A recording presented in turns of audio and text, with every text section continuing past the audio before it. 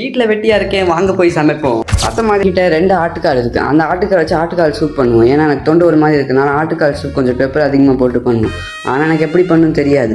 அதனால நான் வந்து யூடியூப் வீடியோ பார்க்கலாம்னு நினச்சா வீடியோவில் எல்லாரும் அத்தனை ஆட்டுக்கால் வச்சு பண்ணுறாங்க. ஆனால் என்கிட்ட இருக்கிறது 2 ஆட்டுக்கால். அதனால் ChatGPT கேட்போம் வாங்க. ChatGPTயும் காலை வாரி விட்டுருச்சு.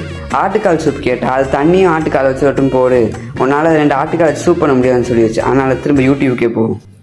யூடியூப்பில் பார்க்கும்போது என்ன சொன்னாங்கன்னா அவங்களே ஒரு ஆட்டுக்கால் வச்சு தான் பண்ணியிருந்தாங்க. அதுவும் குக்கரில் பண்ணியிருந்தாங்க. அதனால் அவங்கள பார்த்தே பண்ணுவோம். இப்போ வாங்க ரெசிபி எழுதுவோம்.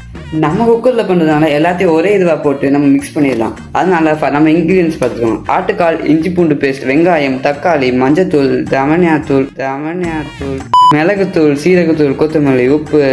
அது நல்லா பிசைஞ்சு தண்ணி ஊற்றி சிம்மில் 10 வீசுது. இதை மட்டும் அம்மா இதை கேட்டுட்டேன்.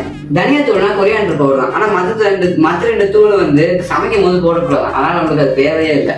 நம்மளுக்கு சமைக்கும் போது ஹைஜீன் தேவைன்னு சொல்லுவாங்க. அதனால் அந்த மட்டன்லேயும் ஹைஜீன் இருக்கணும். அந்த மட்டன் வாழும் போது ஹைஜீனாக வாழ்ச்சான்னு தெரியாது. அதனால் நம்ம அது கழுவிதான் ஆகணும்.